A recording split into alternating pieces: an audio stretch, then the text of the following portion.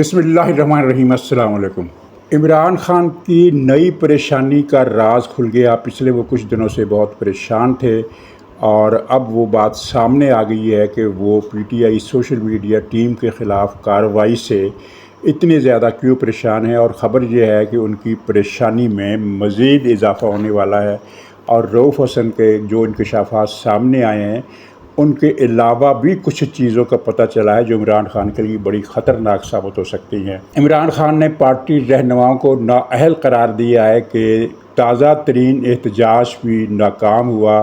جبکہ اس احتجاج کی خصوصی تیاریوں کا عمران خان نے حکم دیا تھا۔ تو کیا عمران خان کی یہ ناراضگی ان کی حالات سے ناواقفیت کا نتیجہ ہے؟ اور تیسرا پوائنٹ یہ ہے کہ پی ٹی آئی کی طرف سے یہ دعویٰ کیا جا رہا ہے اور مسلسل یہ دعویٰ کیا جا رہا ہے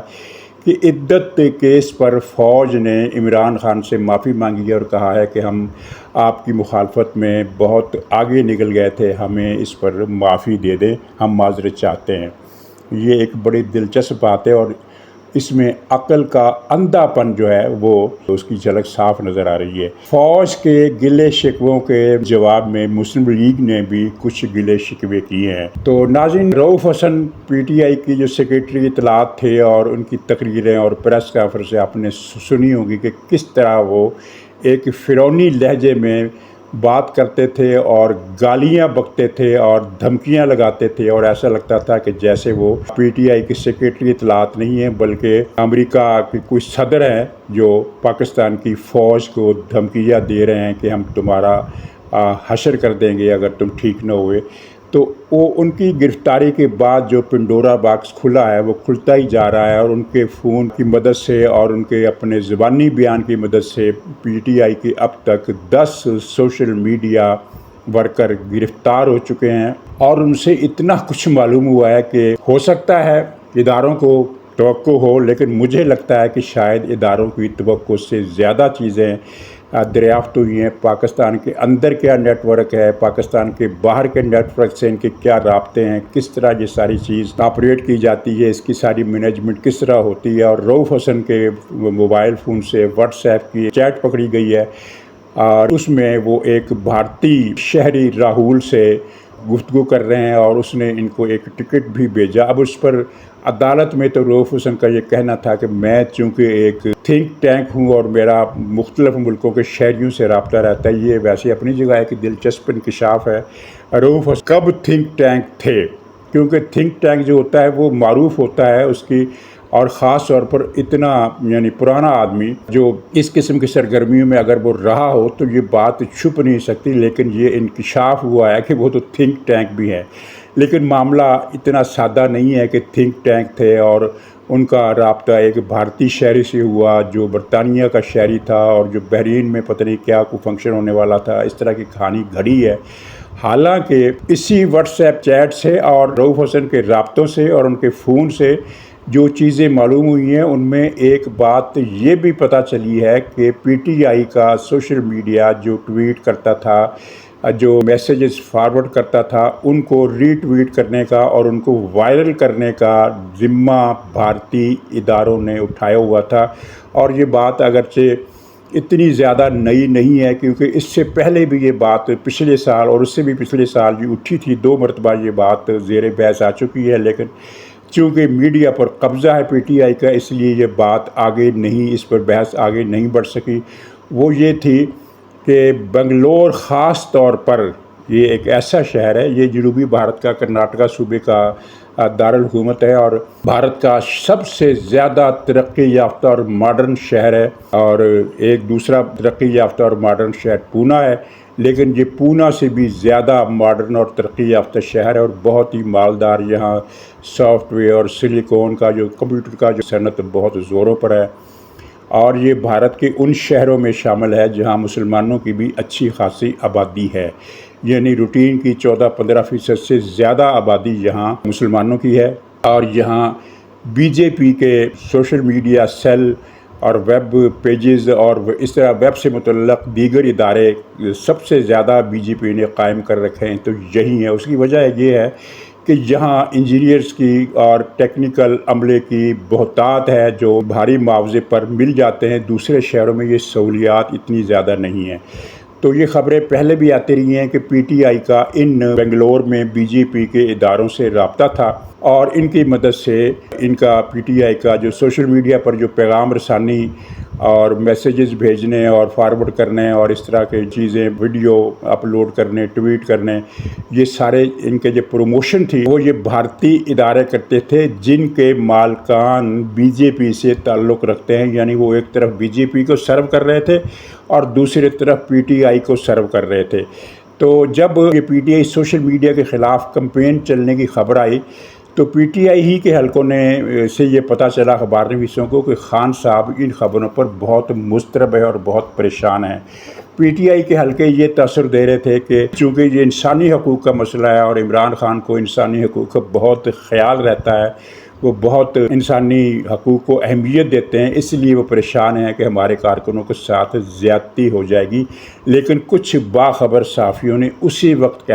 بتا دیا تھا کہ عمران خان کی پریشانی کا سبب یہ ہے کہ اب اسے پتہ چل گیا ہے کہ بڑا ہاتھ ڈل گیا ہے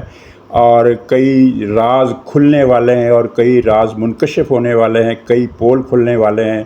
کئی چیزیں بے نقاب ہونے والی ہیں، اس لیے عمران خان کی پریشانی اور ٹینشن میں اضافہ ہو گیا۔ تو اب جو چیزیں یہ سامنے آ رہی ہیں، ابھی تو 10 پکڑے گئے ہیں، اب اطلاعات یہ ہیں کہ کافی ساری گرفتاریاں پی ٹی آئی کی سوشل میڈیا کی ہونے والی ہیں، اور عملاً پاکستان کی حد تک پی ٹی آئی کے سوشل میڈیا کی کمر توڑ دی گئی ہے، جو فیس بک اور ٹویٹر پر سرگرم تھا، لیکن جو یوٹیوب پر مافیا سرگرم ہے، جس میں مجھے کسی نے بہت ہی ذمہ دار اور باخبر اور ان چیزوں پر نظر رکھنے والے ایک دوست نے بتایا ہے کہ یوٹیوب کے میدان میں پی ٹی آئی کے کم سے کم 60-70 سے بھی زیادہ لوگ ہیں جو فوج اور پاکستان کے خلاف پروپیگنڈا کر رہے ہیں، ان پر ابھی تک ہاتھ نہیں ڈالا گیا، اور وہ بدستور پروپیگنڈا پہلے کی طرح کر رہے ہیں۔ نہ صرف وہ کر رہے ہیں بلکہ الیکٹرانک میڈیا پر جن کے بارے میں ہم نے یہ خبر سنی کہ ان کو حکام نے ان کے مالکان کو بلا کر یہ ایک نرم الفاظ میں تنبیہ کی تھی کہ اپنے اینکر پرسنز کو بتا دیں کہ ریاست مخالف پالیسی اب مزید نہ چلائیں، اور ہم 15 دن کا وقت دیتے ہیں اور ان 15 دنوں میں آپ اپنے معاملات ٹھیک کر لیں۔ وہ ان پر مالکان پر کوئی اثر نہیں ہوا، خاص طور پر دنیا ٹی وی، جی این این اور 92 اور سنو ٹی وی، انہوں نے پاکستان اور ریاست پاکستان کے خلاف مہم پہلے سے بھی زیادہ تیز کر دی ہے، اور بہت ہی زیادہ زہریلا پروپیگنڈا ان چینلز پر بھی ہو رہا ہے اور یوٹیوب پر بھی ہو رہا ہے۔ تو خیال یہ ہے کہ یہ سوشل میڈیا کے جو دوسرے نیٹ ورک ہے، ان کی کمر توڑنے کے بعد ادارے اس طرف بھی توجہ دیں گے، اور جس طرح کے پی ٹی آئی والوں کا خیال ہے کہ اداروں کے ہاتھ پلے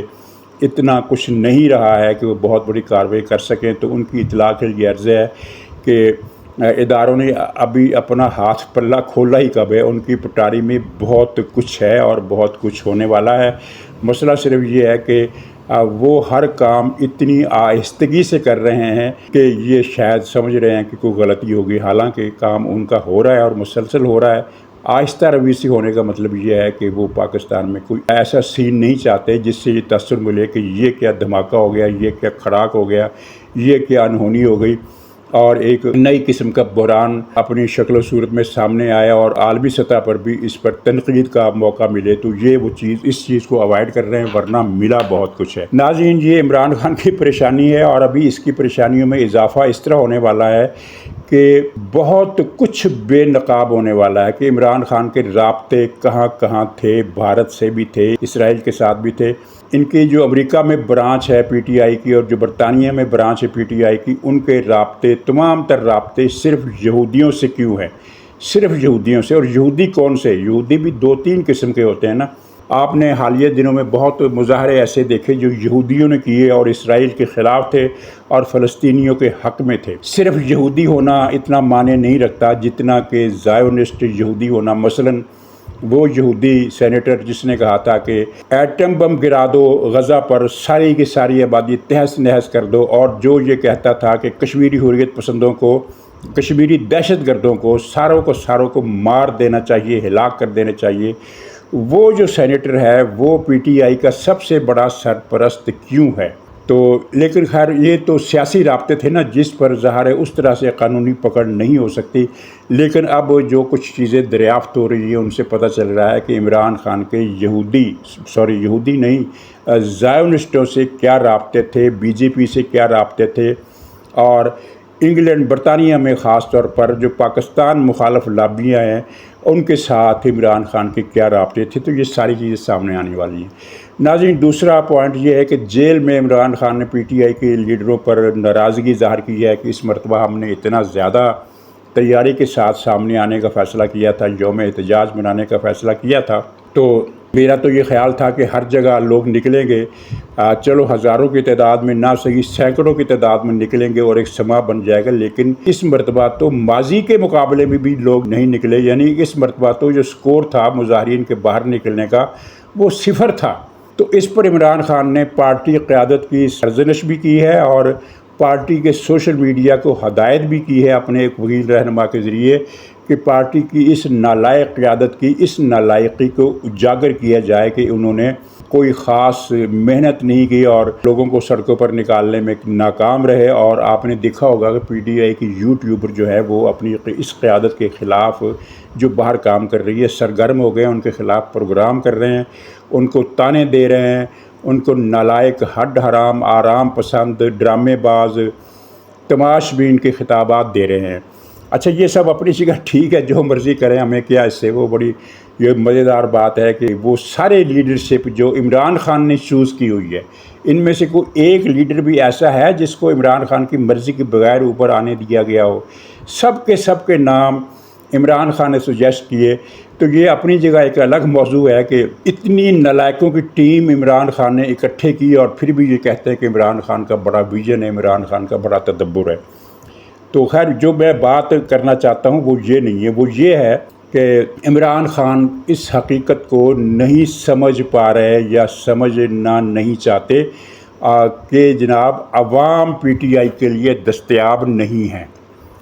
پارٹی قیادت محنت کرے یا نہ کرے، دونوں صورتوں میں عوام پی ٹی آئی کے لیے باہر سڑکوں پر آنے کے لیے تیار نہیں ہے۔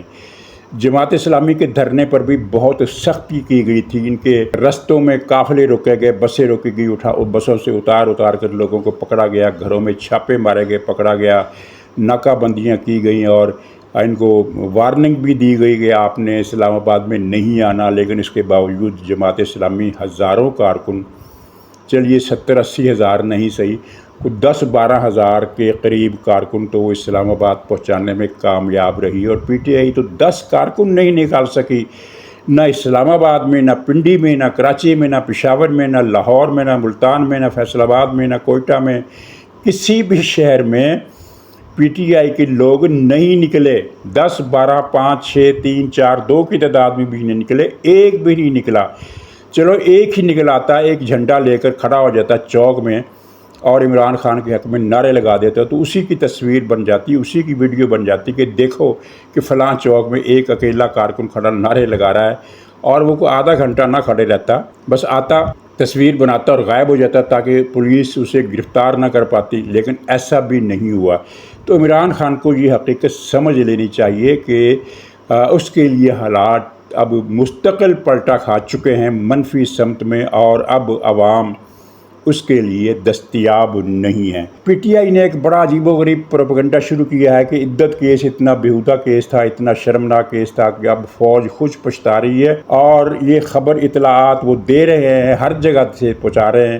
کہ فوج نے عمران خان سے رابطہ کیا اور معافی مانگی ہے اور کہا ہے کہ آپ کی مخالفت میں ہم نے تمام حدیں عبور کر دی۔ زبان ملاحظہ فرمائیے، معافی مانگنے والا اس زبان میں بات کرتا ہے، ہم نے تمام حدیں عبور کر دی، آپ کے اس مخالفت میں ہم بہت زیادہ آگے نکل گئے، ہم نے یہ بڑا گندا اور بیہودہ کیس، یعنی فوج نے جو کیس بنایا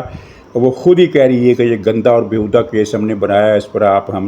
ہم آپ سے معافی مانگتے ہیں۔ ساری بات کو چھوڑیے، عقل کے اندھوں کو یہ بات سمجھ میں نہیں آ رہی کہ فوج اگر معافی مانگتی ہے کسی بھی کیس کے، صرف عدت کیس نہیں، کسی بھی کیس پر، یا عدت کیس پر ہی چلے لے لیتے ہیں، عدت کیس پر بھی اگر وہ معافی مانگتی ہے تو اس کا سیدھا سادہ مطلب یہ ہے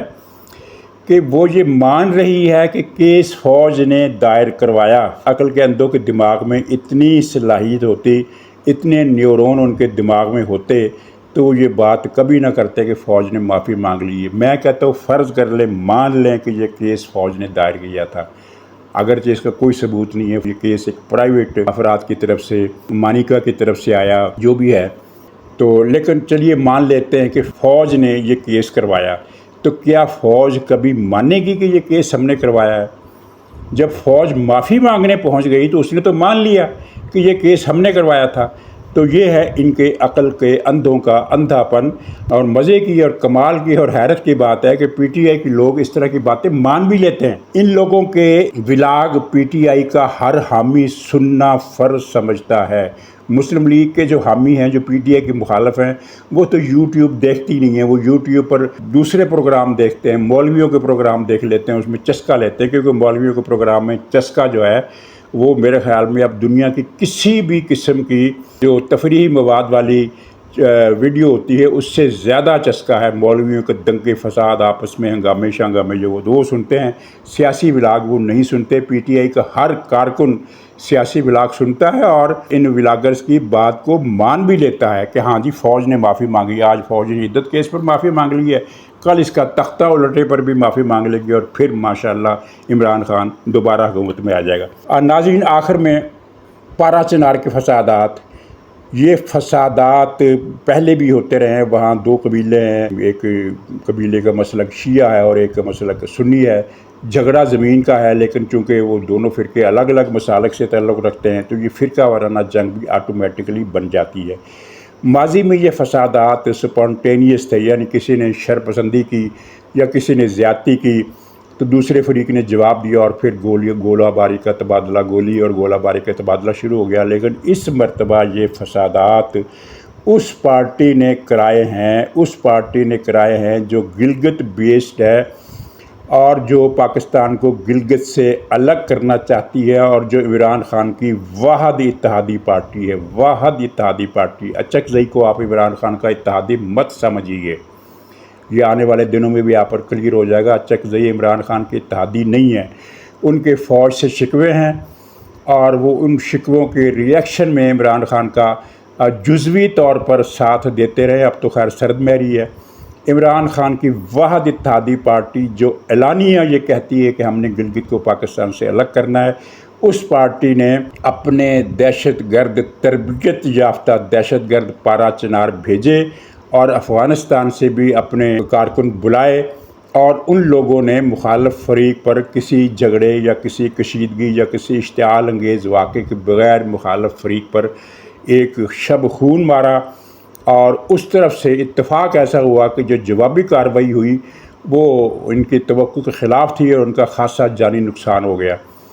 تو اب یہ جو فساد ہے اس میں راکٹ اور میزائل بھی چلائے گئے ہیں، تو یہ راکٹ اور میزائل ان لوگوں کو کہاں سے ملے ہیں؟ ظاہر ہے افغانستان کی حکومت سے ملے ہیں۔ اب آپ اس نقطے پر غور کریں کہ افغانستان میں طالبان کا جو سرکاری مذہب ہے وہ اس مجلس سے کہ سرکاری مذہب سے 180 درجے کے زاویے پر ہے، اور دونوں ایک دوسرے کے وجود عام حالات میں برداشت نہیں کرتے۔ لیکن اب وہی طالبان اس مجلس کو، جن کا عقیدہ ان کے عقیدے کے ساتھ زمین و آسمان کی دوری پر ہے، ان کو یہ میزائل فراہم کر رہے ہیں اور میزائل چل رہے ہیں۔ بہرحال اب یہ اطلاع ہے کہ کچھ سیز فائر ہو گیا ہے اور 35 سے زیادہ افراد، 35 سے ایک دو زیادہ افراد اس جنگ میں ہلاک ہوئے ہیں، اور حکومت کو نوٹس تو لینا ہی ہوگا اس بدامنی کا، اور وہاں صلح کے لیے، امن کے لیے کوششیں کرنی ہوگی، لیکن ساتھ ہی ان کو یہ بھی دیکھنا ہوگا کہ گلگت کو پاکستان سے علیحدہ کرنے والی پارٹی کے خلاف اب تک کوئی نوٹس کیوں نہیں لیا گیا۔ ناظرین اجازت دیجیے، انشاءاللہ اگلے ولاگ میں پھر ملاقات ہوگی، تب تک کے لیے خدا حافظ۔